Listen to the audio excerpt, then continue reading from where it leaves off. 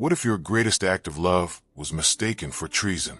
What if your only friend was a creature of myth and flame, and your only crime was caring for it too well? And what if, as you rotted in a cell for a lie, that friend began to burn the world to ashes just to find you? The last light of autumn gilded the eyrie, a high plateau where the world fell away into a sea of clouds. Here, Elara, 70 years of life etched into the lines on her face, but not into the strength of her spirit, moved with a quiet grace. Her hands, gnarled like ancient roots, gently brushed the scales of Sölen. The great fire drake was coiled in a patch of sunlight, his scales the color of cooled magma, his horns sweeping back like obsidian crowns. A low, resonant thrum, the sound of a contented cat amplified 100-fold and woven with the melody of a smithy's forge, vibrated from his chest. It was a sound of pure, uncomplicated peace. "See, old friend," Elara murmured, her voice a soft rasp, like wind over dry leaves. "The sun is still warm. The world is still beautiful." She was not a tall woman, and age had curved her spine slightly, but her presence commanded the vast space. Her eyes, the color of a twilight sky, held a depth of knowledge that came from a lifetime of listening. To the wind, to the earth, and to the heart of the magnificent beast beside her, she placed a hand on his warm snout, feeling the immense power slumbering beneath the surface. It was a trust built over decades, a bond deeper than any she had known with her own kind. This sacred peace was shattered by the clatter of armored boots and the jarring rhythm of human ambition. Lord Valerius, a man whose 60 years had settled into a permanent scowl of dissatisfaction, strode onto the eyrie, flanked by a shadow Morwen. Where Valerius was bull-like and blunt, Morwen was a serpent, sleek, cold, and silent, his eyes missing nothing. "Keeper." Valerius's voice cut through the calm, making Elara flinch. Sölen's thrumming ceased instantly. One great slitted eye, a pool of molten gold, cracked open to regard the intruders. "My lord," Elara replied, her tone neutral, her hand remaining on Sölen as a calming anchor. "The scouts returned from the northern borders," Valerius announced, gesturing vaguely towards the world below. "The Kingdom of Iron is massing troops. They test our resolve." He paused, his gaze fixed on Sölen with a covetous gleam. "It is time to show them our true strength. The Drake will lead our vanguard, a show of force that will melt their fortifications and their courage before a single sword is drawn." Elara's blood ran cold, a chill that had nothing to do with the high-altitude breeze. "No," she said, the words simple and absolute. "Sölen is not a weapon. He is a guardian, a living part of this mountain. I will not turn him into a tool of slaughter." Morwen spoke then, his voice a silken poison. "The creature is the property of this city, Keeper. You are its custodian, not its mother. Lord Valerius's word is law. The law does not extend to the soul of a being older than our city's foundations," Elara countered, her voice gaining a sharp edge. "He responds to trust, not command. To force him would be to break him, and a broken dragon is a fire that consumes everything, friend and foe alike." Valerius's face flushed with anger. "You speak of its soul. It is a beast, a powerful, magnificent beast, but a beast nonetheless. Your sentimentality blinds you to your duty." The argument raged, a tempest of human pride against a lifetime of devotion.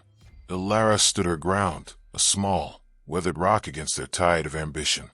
She saw the calculation in Morwen's eyes, the sheer, uncomprehending greed in Valerius's. They saw a weapon. She saw her friend. There was no common ground.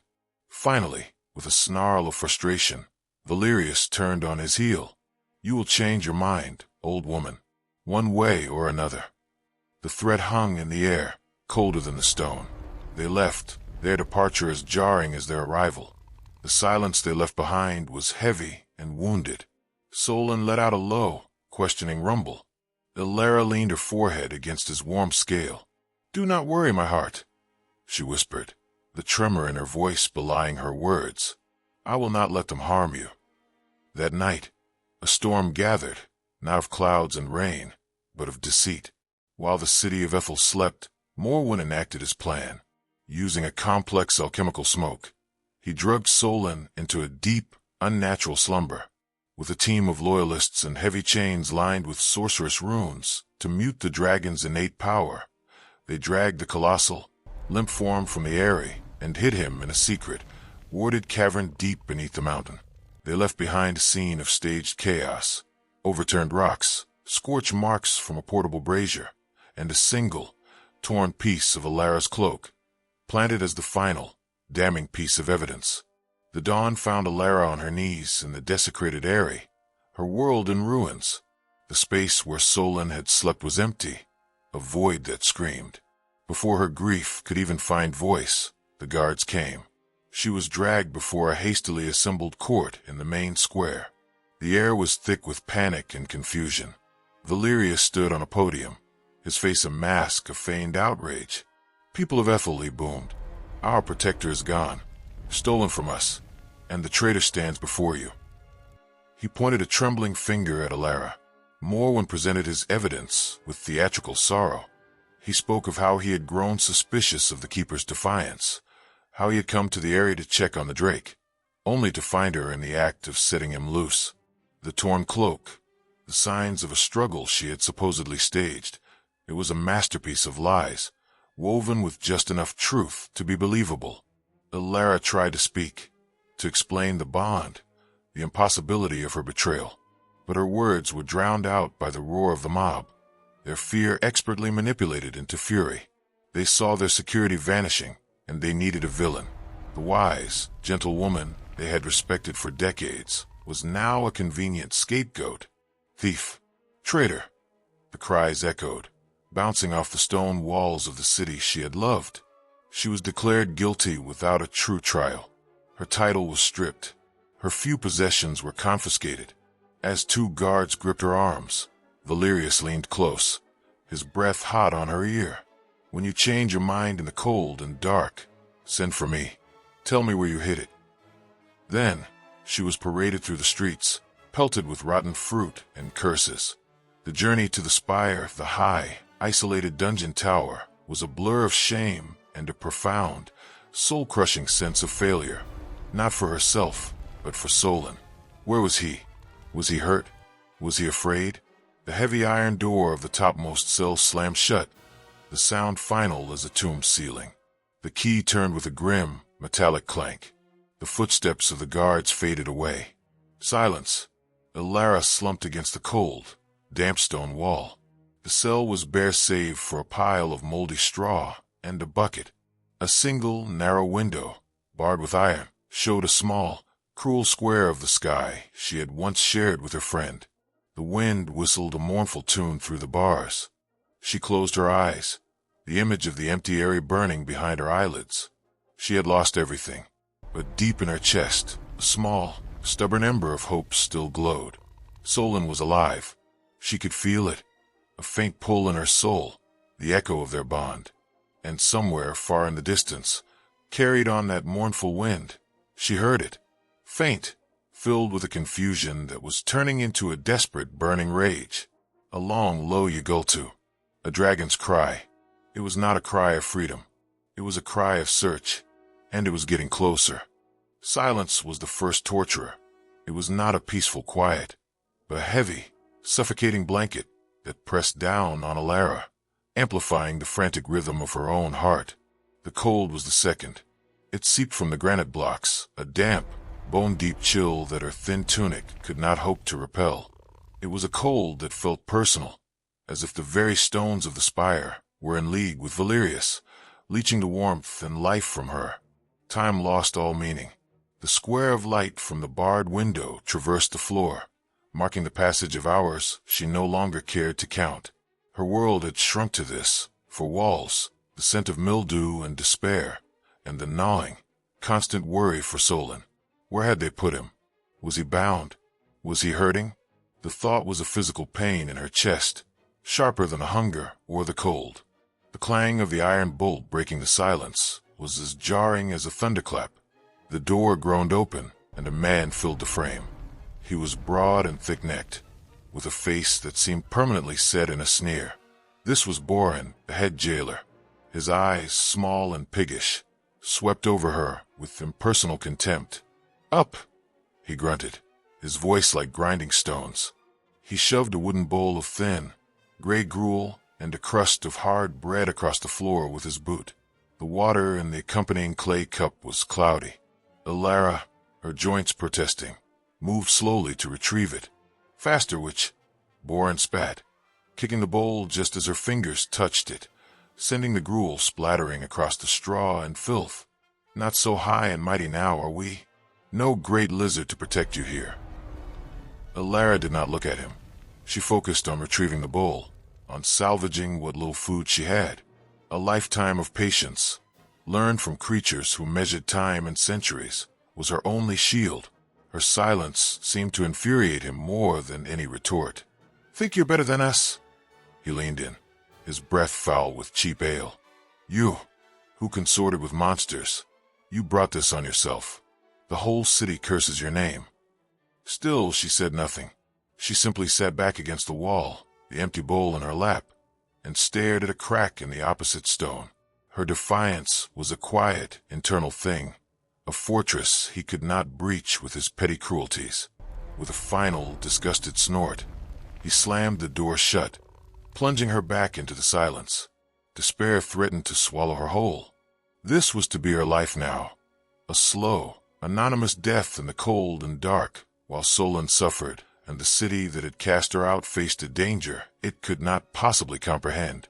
She closed her eyes, trying to summon the memory of the sun on the eyrie, the sound of Sölen's contented thrumming. But the images were fading, replaced by the grim reality of her cell. It was on the third day, or perhaps the fourth, that a different sound came from the door. It was not the harsh, confident clang of Boren's entry, but a softer, more furtive scraping. A small, grimy face appeared in the narrow slot used for passing food. "Keeper Elara?" A young voice whispered, barely audible. Elara, who had been drifting in a half-sleep, stirred. She pushed herself up and shuffled towards the door. Peering through the slot, she saw a girl, no more than 12 years old, with wide, earnest eyes and hair the color of straw. "Who are you?" Elara's voice was hoarse from disuse. "Lyra," the girl whispered. "My dad's the new stonemason, fixing the wall by the spire's base. I remember you. You came to the festival last spring. You let me touch the dragon's scale you wore. It was warm." A memory, fragile and beautiful, surfaced through the gloom. A sunny day, a child's look of awe. Elara had shown her a small, shed scale from Sölen, still holding a phantom warmth. She had forgotten. "Why are you here, child?" Elara asked gently. "It is not safe." "They're lying about you," Lyra said, her voice fierce with a child's unwavering sense of justice. "I know they are. You wouldn't have let him go. You loved him." Tears, the first she had allowed herself, welled in Elara's eyes. This simple, brave statement from a child was a balm more potent than any medicine. "What is happening out there, Lyra?" Elara asked, her voice urgent. "Have there been any signs? Any news?" Lyra's face grew solemn. "People are scared. They say the dragon is gone for good. Lord Valerius says the Kingdom of Iron will attack any day. Everyone is angry at you." She then leaned even closer, her voice dropping to the faintest whisper. "But last night, the guards on the wall were talking. They said a shepherd's flock on the eastern ridge was spooked, that the sky glowed, just for a moment, like a distant forge." Elara's heart leapt into her throat. A distant forge. Sölen was awake, and he was angry. The alchemical chains must have weakened, or his own sheer power had burned through them. He was free, but not safe, not calm. "Listen to me, Lyra," Elara said, her tone suddenly commanding, all frailty gone. "You must be careful. Do not come here again if it is dangerous. But if you hear anything else, anything at all about the dragon, or strange fires, or anything that does not seem right, you must find a way to tell me. Can you do that?" Lyra nodded, her eyes wide with the importance of the mission. "I can. I'll listen." A heavy footstep echoed down the corridor. "Go," Elara urged. Lyra's face disappeared from the slot. Elara quickly retreated back to her spot against the wall, her mind racing. Sölen was free. He was searching. The hope was terrifying, for a searching dragon was a destructive force. He would not ask questions. He would follow her scent, her bond, and he would tear the world apart to find her. Later that night, as a bitter wind whipped through the barred window, another sound joined its mournful song. It started as a low vibration, felt more than heard, a tremor in the stone at her back. Then it grew, rolling down from the mountains, a sound of profound loss and growing, incandescent rage. It was a long, drawn-out cry that tore at the fabric of the night, a sound that spoke of a betrayed heart and a fury that could melt stone. It was Sölen's Yugultu, but it was no longer the cry of a confused creature. It was a promise, a declaration of war. It was much, much closer now. Elara wrapped her arms around herself, shivering not from the cold, but from the awful, beautiful truth.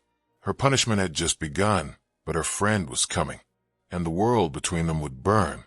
Panic, once a quiet seed planted in the fertile soil of fear, now blossomed into a choking vine that strangled the city of Ethel. It began as a whisper, a rumor carried on the wind that tasted of cinders and dread. It was a whisper Elara, in her stone tomb, could not hear, but she could feel it, a subtle shift in the energy of the spire, a tension that thickened the air even within her cell. The change came with Boren.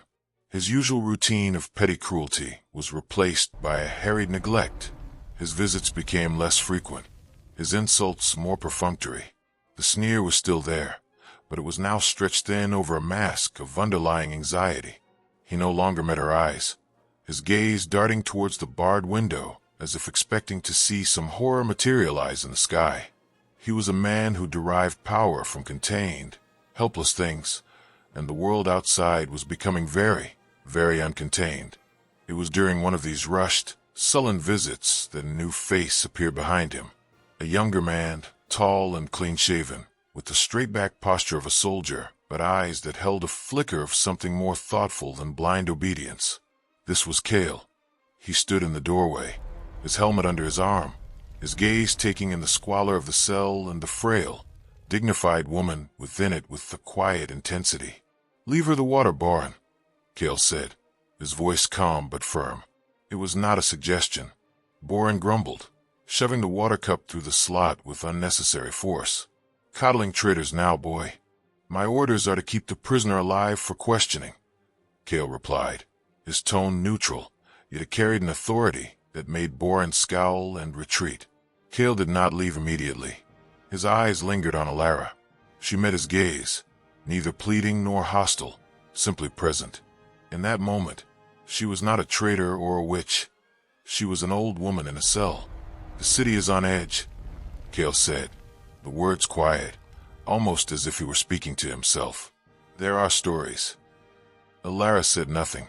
She merely waited, her stillness a question in itself. "A trading caravan from the east," he continued, his voice dropping further.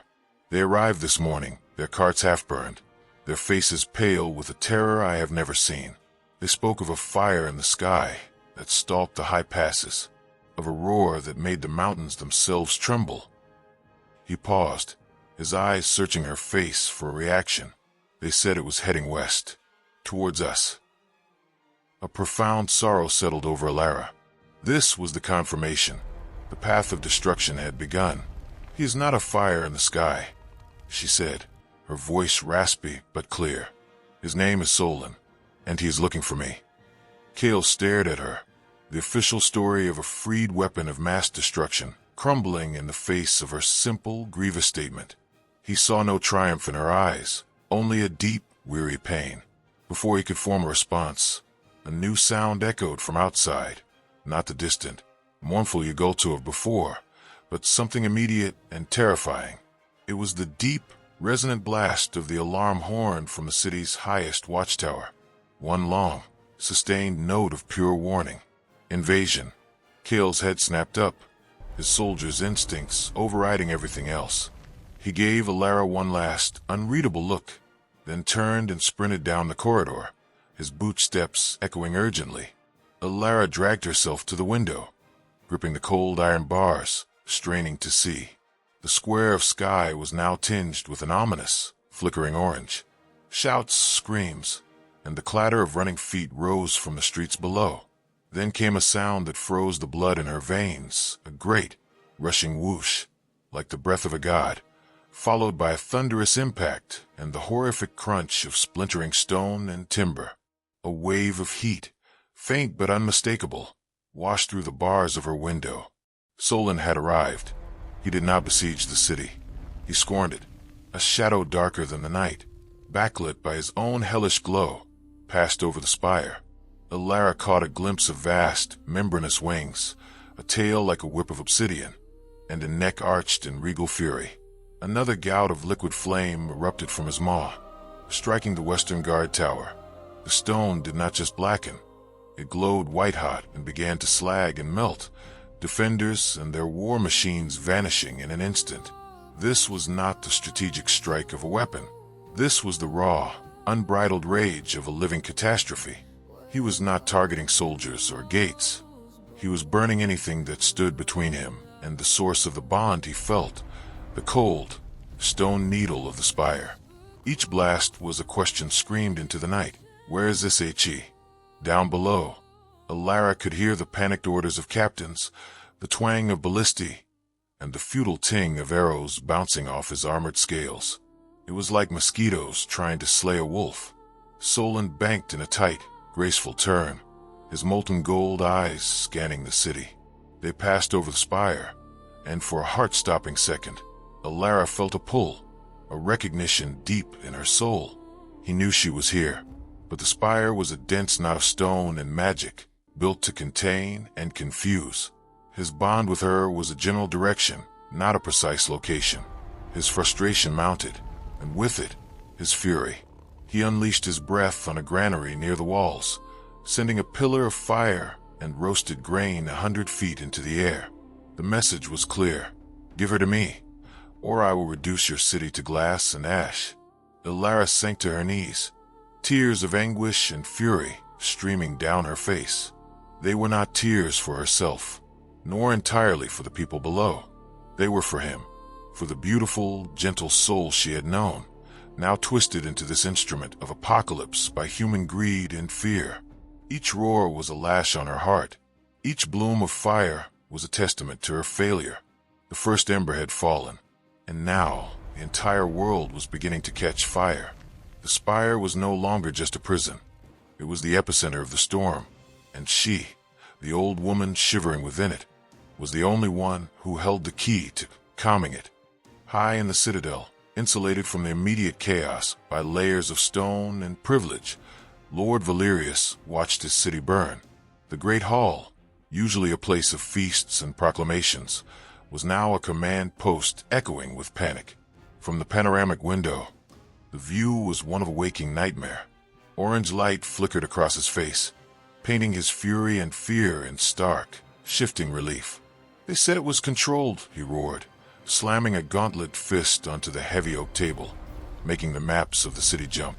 You said the creature was secure, that the old woman was the only loose thread. Morwen stood a few paces away, unnervingly calm amidst the storm.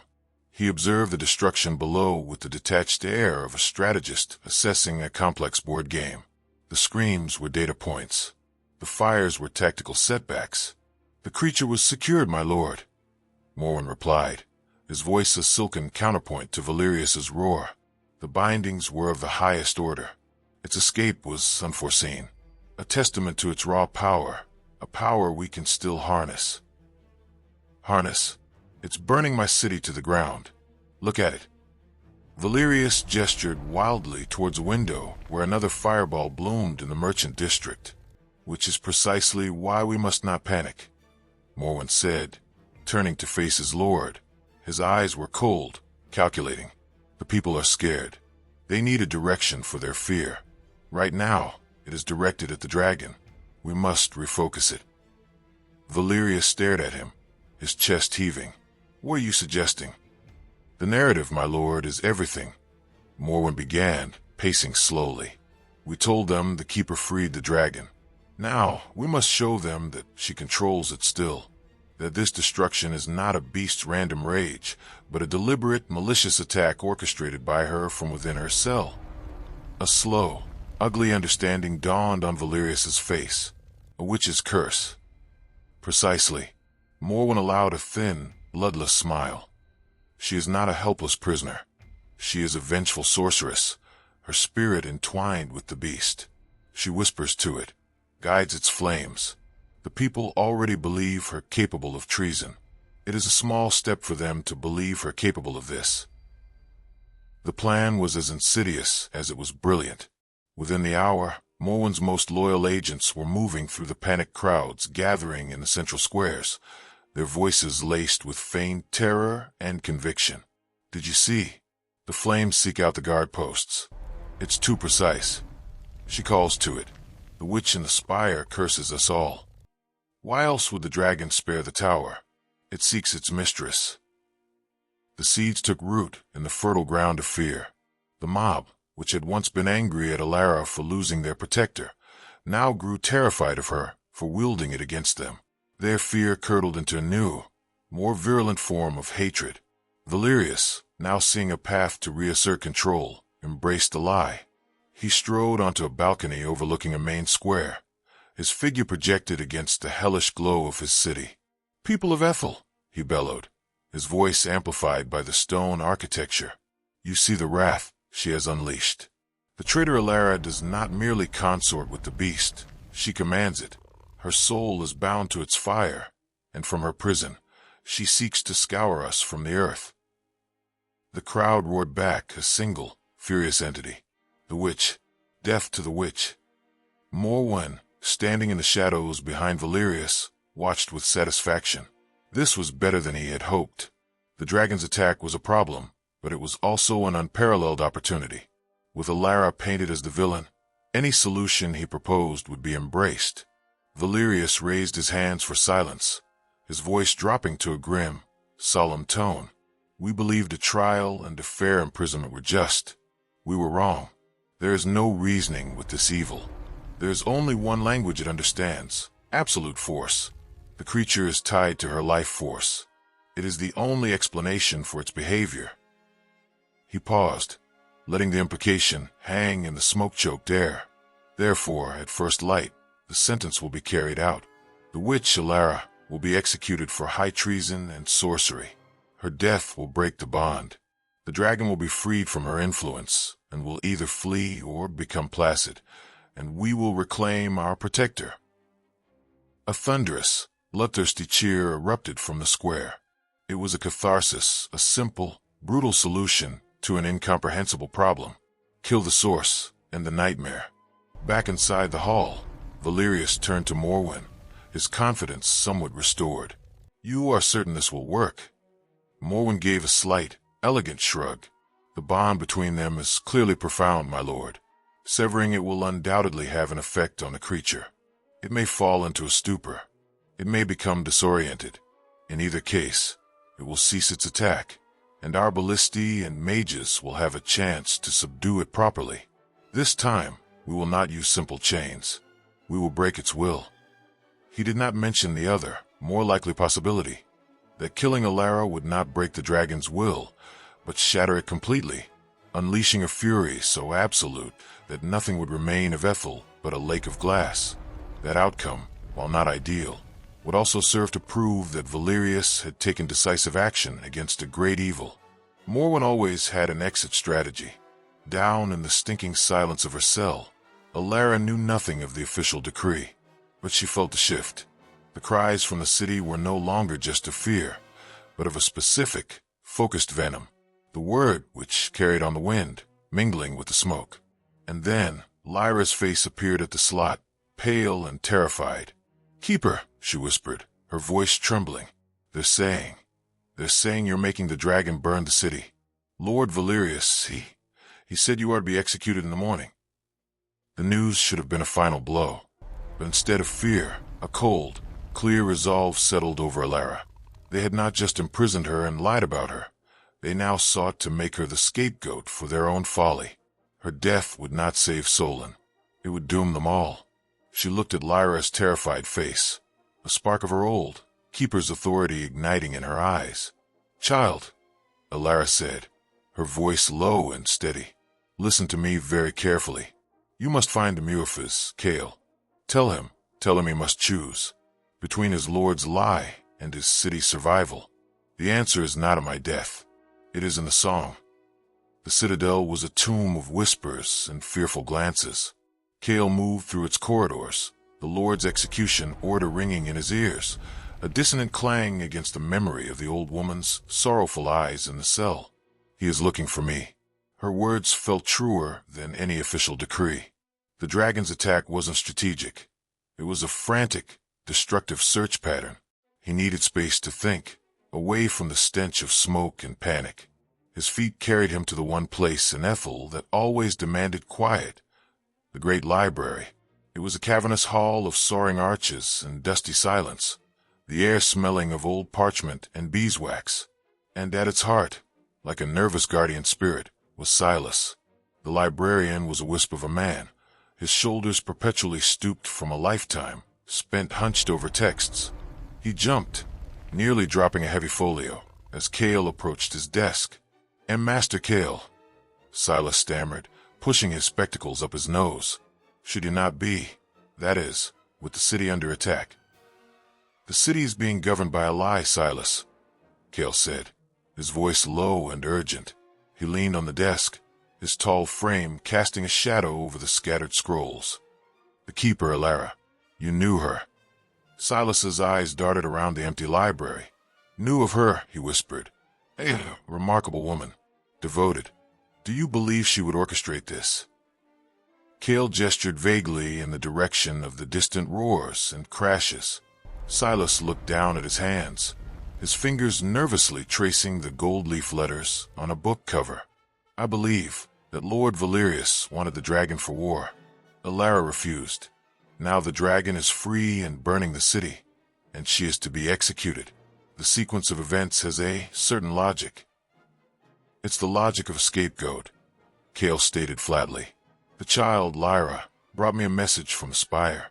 Elara said, "The answer is not in my death. It is in the song." "What does that mean?" At the word song, Silas flinched as if struck. His head snapped up, his eyes wide behind his lenses. "The song? She said that." "You know what it is. It's a myth. A fireside tale for junior acolytes," Silas whispered. But he was already turning, his nervousness replaced by a sudden, frantic energy. He scurried into the deepest, darkest aisle of the library, where the air was coldest and the scrolls were encased in protective tubes of aged leather. "It was said the first dragon keepers did not command the drakes," Silas explained over his shoulder, his voice echoing slightly in the narrow space. "They communed with them, spoke to them in a language of resonance and memory, a bond of souls, not of mastery." He stopped before a particular tube, sealed with a complex knot. "The lore says that each keeper lineage had a unique song, a tonal key, a vibrational pattern that resonated with their specific bonded dragon. It was a call of peace, of homecoming." With trembling fingers, he worked at the knot.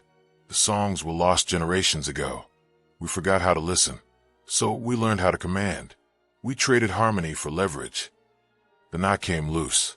He carefully pulled out a scroll, its parchment brittle and brown with age.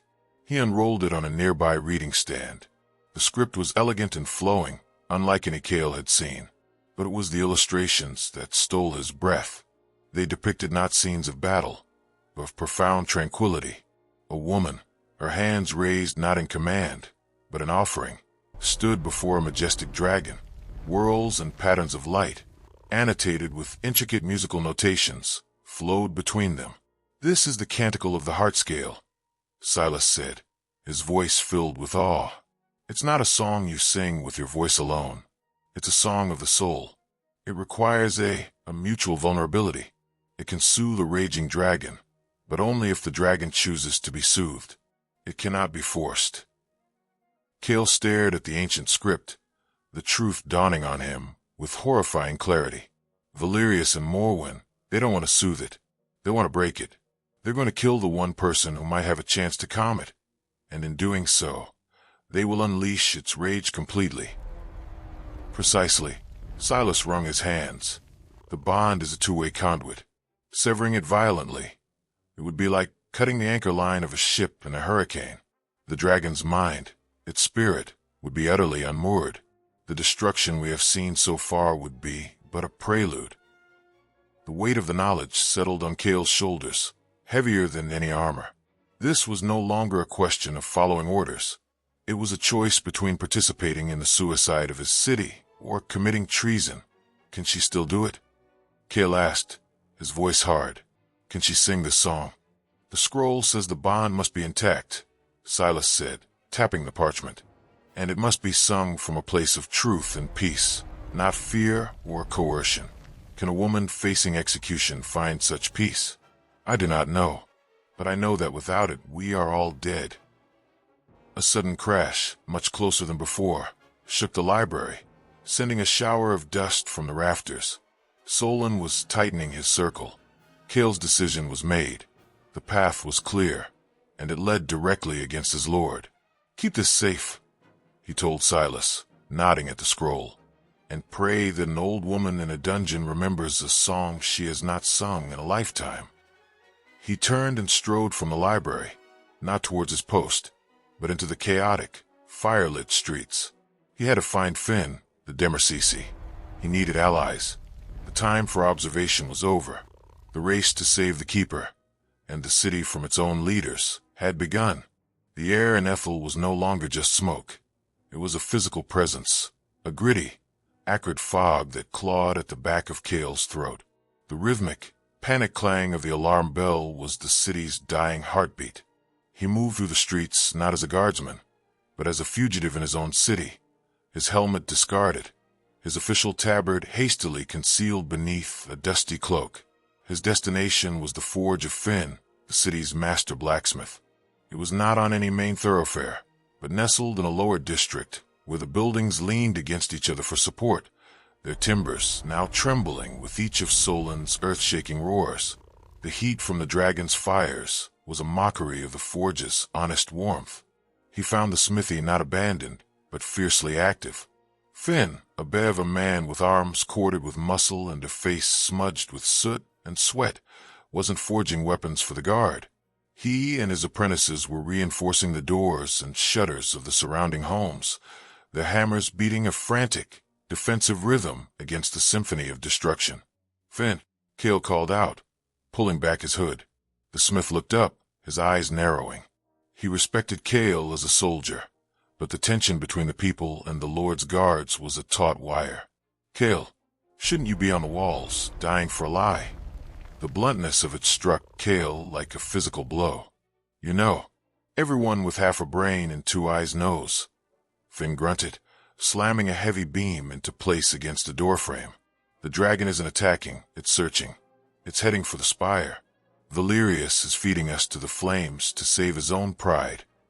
Then you know what he plans for the keeper at dawn, Cale said, stepping closer, his voice low and intense. Finn paused, his massive hands stilling on the beam. He looked at Cale, truly looked at him. I know, and I know what happens if he does it. That thing out there isn't just a beast. It's a force of nature. You don't execute the wind to stop a hurricane. I need your help, Cale said, the words feeling both treasonous and utterly right. We have to get her out, before the execution. Finn let out a short, harsh laugh. A guardsman and a smith against the Lord's personal garrison? You've got fire in your eyes, boy, but that's a suicide mission. It's a suicide mission if we do nothing. Cale's composure broke, his voice rising with desperate conviction. I've been to the library.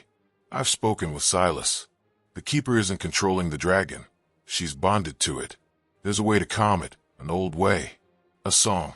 But she has to be alive and free to sing it. If Valerius kills her, he severs that bond. And the dragon, it won't just be angry. It will be broken. And a broken god will erase us from this mountain. He saw the shift in Finn's eyes. The cynicism was still there, but it was now warring with a spark of desperate hope. The smith was a practical man. He understood cause and effect, force and counterforce. The logic was inescapable. The garrison at the spire, Finn said slowly, his mind already working on the problem like a piece of metal on his anvil. Boren's men, loyal to the coin and the whip. Not many, but enough. The main gate is ironbound oak. A battering ram wouldn't touch it. We don't need the main gate, Kale said, a plan forming in his mind, born of countless patrols and a guardsman's intimate knowledge of his own prison. There's a sally port, a small, secondary door on the north face, used for waste disposal. It's heavily barred, but the stone around the hinges is old, cracked from last winter's freeze. A grim smile touched Finn's lips. Cracked stone, you say? He hefted his great forging hammer, a tool as tall as a man's leg and heavy with purpose. I have a key for that. Just then, a small, frantic figure darted out from between two buildings. It was Elara, her face pale, but her jaw set with a determination that belied her years. Guard, Kale, she panted, skidding to a halt. Boren, he's at the spire. He's angry. He took a wineskin and a hot poker from the brazier. He said the witch didn't deserve a clean death at dawn. He said he'd have his confession before the sun rose. A cold fury, colder than the stones of the spire, washed over Kale. Boren's petty cruelties were escalating into something far darker, empowered by the chaos and the Lord's decree. There's no time to gather more men, Kale said, his voice tight. It's now. Just us. Finn looked from Kale's determined face to Lyra's terrified but resolute one, and then out at his district, his home, glowing orange under the dragon's wrath. He spat on the ground. For the city, the smith growled, slinging his massive hammer over his shoulder.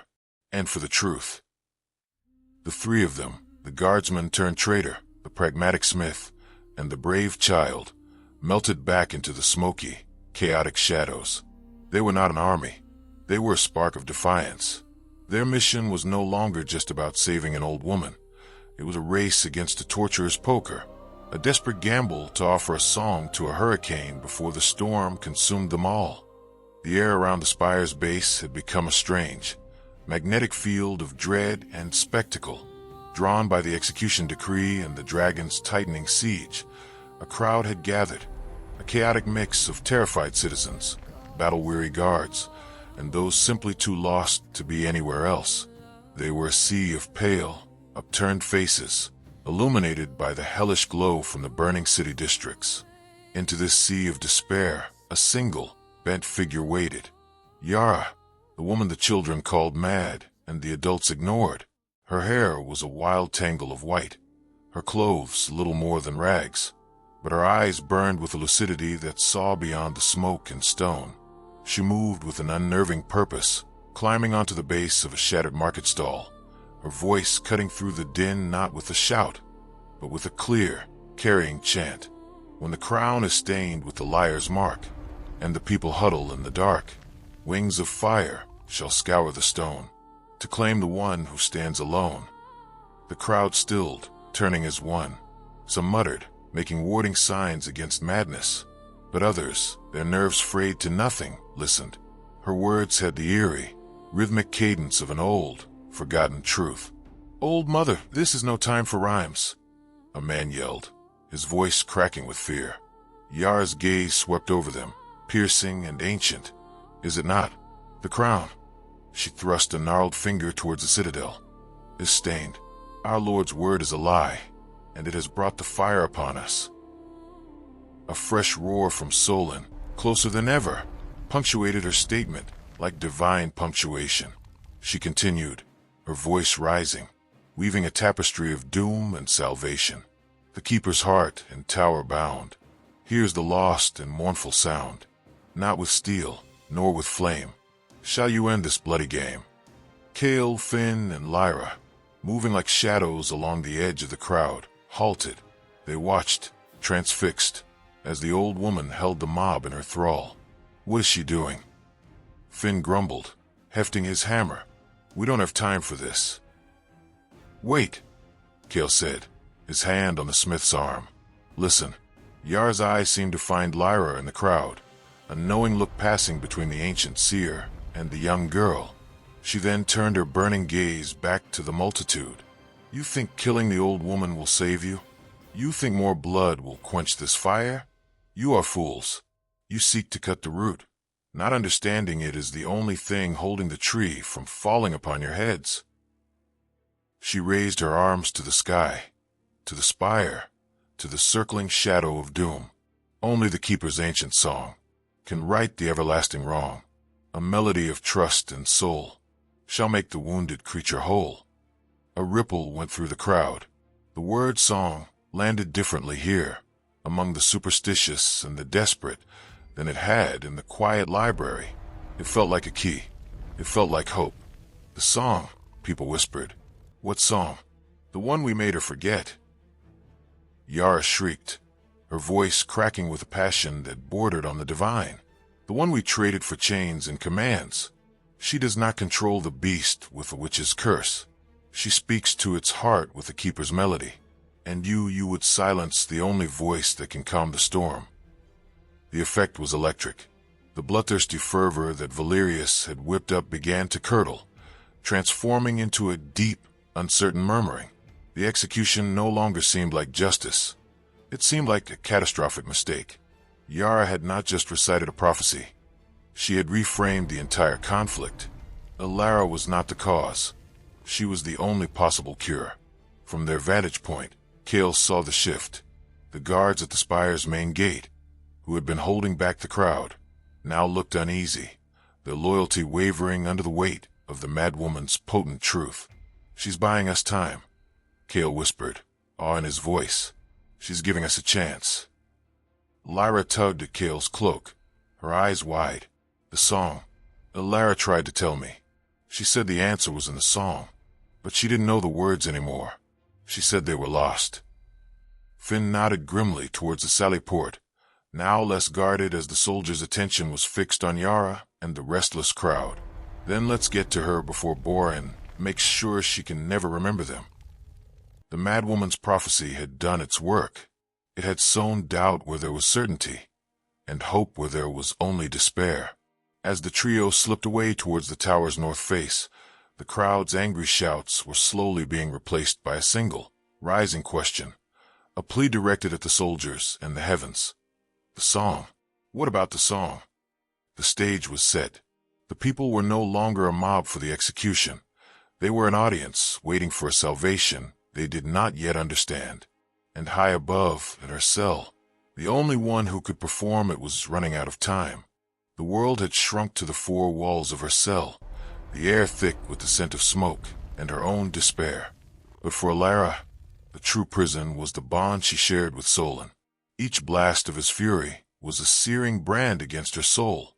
She felt his confusion as a dull ache, his betrayal as a cold shard in her heart, and his rising, incandescent rage as a fire in her own veins. She was no longer just an old woman in a cell. She was a conduit for a dragon's anguish. The distant, panic cries from the city below had morphed. They were closer now, and woven through the fear was a new word, chanted like a prayer or a curse. Song the song. It was a ghost from a past life. A whisper of the truth Yara was sowing below. But the memory of the melody was like a faded fresco, its colors washed away by time and grief. This internal torment was shattered by the violent clang of the cell door bolt. It was not the hour for food. The door swung open to reveal Borin, his face a mask of drunken fury and fear. In one hand, he held a half-empty wineskin. In the other, he gripped an iron poker, its tip glowing a vicious cherry red from the brazier in the guardroom. The game's over, which, he slurred, stepping inside. The stench of cheap wine and sweat rolled off him. The dragon draws near. The Lord wants a confession before the dawn. He wants the city to hear you admit you control the beast. Elara remained seated, her back against the cold stone. She looked at him, her twilight eyes reflecting the glow of the poker not with fear, but with a profound, weary pity. I control nothing, Borin. I only ever sought to understand. Lies, he roared, spittle flying from his lips. He advanced, waving the poker. The heat from it brushed her face. You whisper to it. They all say so. The madwoman below speaks of your song. Sing for me, witch. Sing and call it off, or I will give you a new tune to scream. Outside, the world exploded. A shadow blotted out the fiery light from the window. The roar that followed was not one of distant anger, but of pure, focused vengeance. It was a sound that cracked stone and shattered reason. The entire spire trembled, dust and small chips of mortar raining down from the ceiling. Sölen had found his focal point. He slammed into the side of the tower, just below her cell. The impact threw Boran off his feet. The poker clattered to the floor, its glow sizzling against the damp straw. Elara was thrown against the wall, a cry of pain and recognition escaping her lips. She could feel him, the rough texture of his scales against the tower, the beat of his mighty wings churning the air, the furnace heat of his breath. He was right outside. Another roar, this one directed at the stone that separated them. The bars of her window glowed red, then white, then began to droop like wet clay. The very granite of the sill began to blister and run. The cell was filling with an unbearable heat. This was not a random attack. It was a surgical strike. He was melting her out. Boran scrambled to his knees. His drunken bravado evaporated, replaced by primal terror. He stared at the melting window, his eyes wide with the sight of his own mortality. Gods, it's here for you. Elara ignored him. She dragged herself to her feet, stumbling towards the melting aperture, towards the heat that felt like a homecoming and a holocaust. She could see the immense, scaled flank, the pulse of orange light between the plates, the fury that was burning the world for her sake. Sölen, she cried out, her voice a raw, broken thing against the inferno. My heart, I am here. But her voice was lost in the cacophony. He could not hear her soul over the roar of his own rage. He knew she was inside, but the stone and the magic of the spire distorted their connection, turning his love into a destructive frenzy.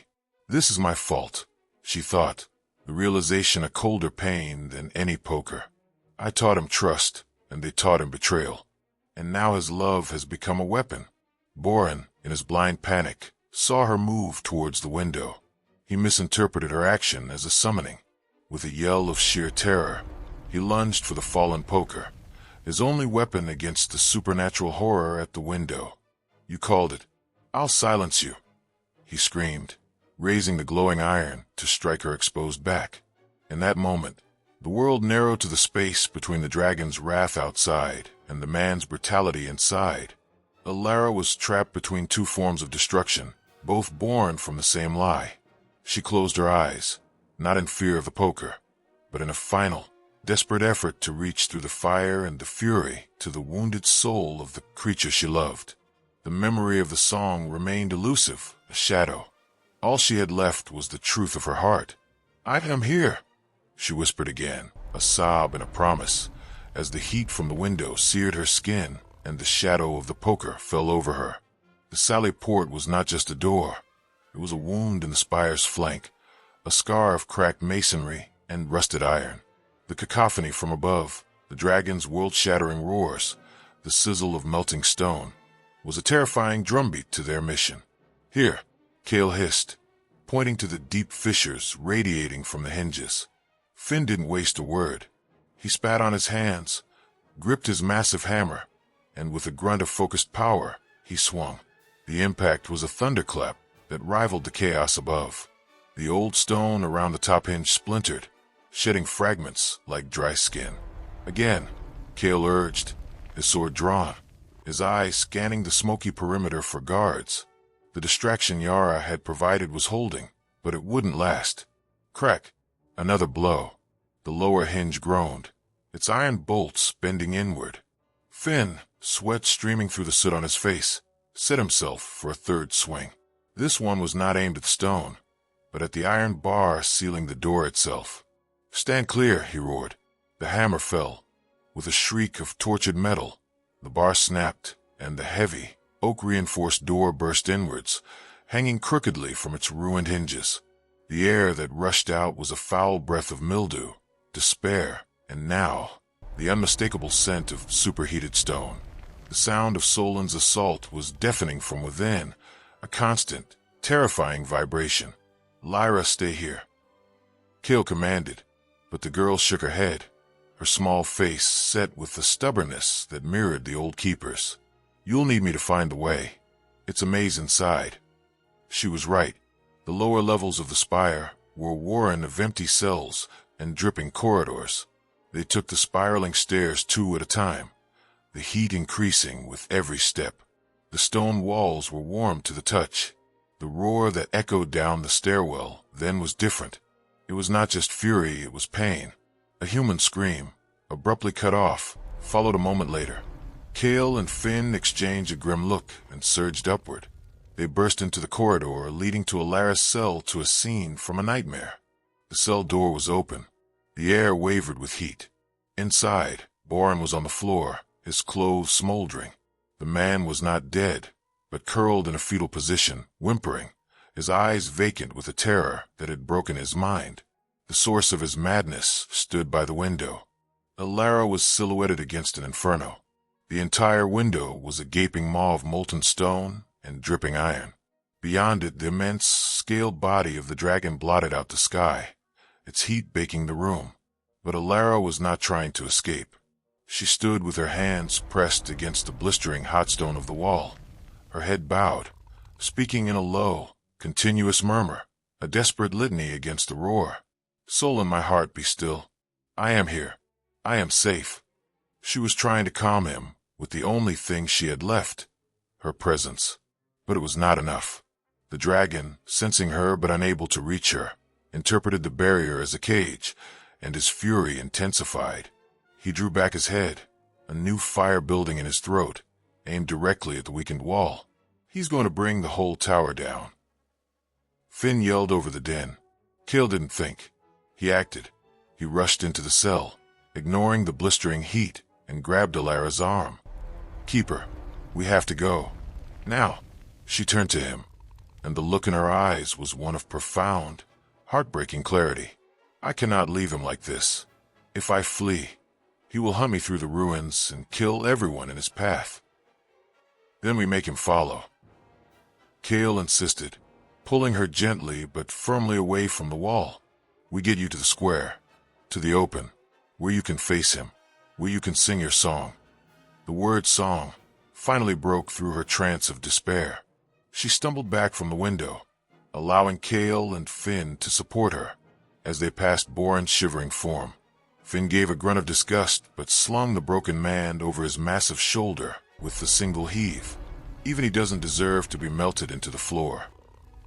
They half-carried, half-dragged Elara down the spiraling stairs. With every step away from the cell, Sölen's roars grew more frantic. They burst out of the sally port into the chaotic night, gasping in the marginally cooler air. The scene that greeted them was one of frozen tableau. The crowd, the guards, all were staring up at the spire. Sölen had peeled away from the tower, circling high above, his gray head swinging back and forth, searching. He had lost her scent. The connection was muffled by the stone and the sudden movement. Then, his molten gaze fell upon the small group emerging from the tower's base. His eyes locked onto Elara. A hush fell over the city. The dragon's wings beat once, holding him aloft. The building inferno in his chest died down, replaced by a low, questioning rumble that vibrated in every chest. Elara pushed herself upright, shrugging off Kale and Finn's supporting hands. She stood frail and battered before the colossal creature, the focus of all its attention, all its power, all its wounded love. The path was clear. The stage was set. There were no more bars between them, only the truth, and the memory of a song she had to remember. Silence. It was a fragile, impossible thing, born not from absence of sound, but from a collective, held breath. The crackle of distant fires, the moans of the wounded, the faint whimper of the broken Boren, all were swallowed by the monumental presence of the dragon and the frail woman who stood before him. Sölen hovered, a living mountain of scale and shadow against the smoke-choked sky. The fury that had moments before been a world-ending force had banked, replaced by a palpable, trembling tension. His great head, larger than a merchant's cart, lowered slowly, his molten gold eyes fixed on Elara. In them was not mindless rage, but a deep, intelligent, and profoundly wounded confusion. Elara felt the gaze of the entire city upon her. The fear, the hope, the hatred. She saw Valerius and Morwen watching from a citadel balcony, their faces pale ovals of shock. She saw Kale and Finn, standing ready, their trusted shield at her back. She saw Lyra, her small hands clasped as if in prayer. But then she blocked it all out. The world narrowed to the space between her and her oldest friend. She took a slow, shuddering step forward, then another, her bare feet feeling the heat of the cobblestones he had scorched. The song. She closed her eyes, reaching into the deepest well of her memory, past the years of loneliness, past the betrayal, past the cold of the cell. She sought the feeling of sun on the eyrie, the sound of his contented thrumming, the vibration of his presence that was as familiar as her own heartbeat. The words, the specific melody Silas had found in the scrolls, were gone, lost to time, but the essence of it, the feeling of the song, was not a thing of words or notes. It was a resonance, a offering of the soul. She began. It was not a song sung with her voice, not truly. It was a hum that started deep in her chest, a vibration so low it was felt more than heard. It was the sound of stone, of the mountain's roots. Then her voice rose, thin and reedy with age, yet carrying an impossible strength. It was not a melody of command or supplication. It was a melody of memory.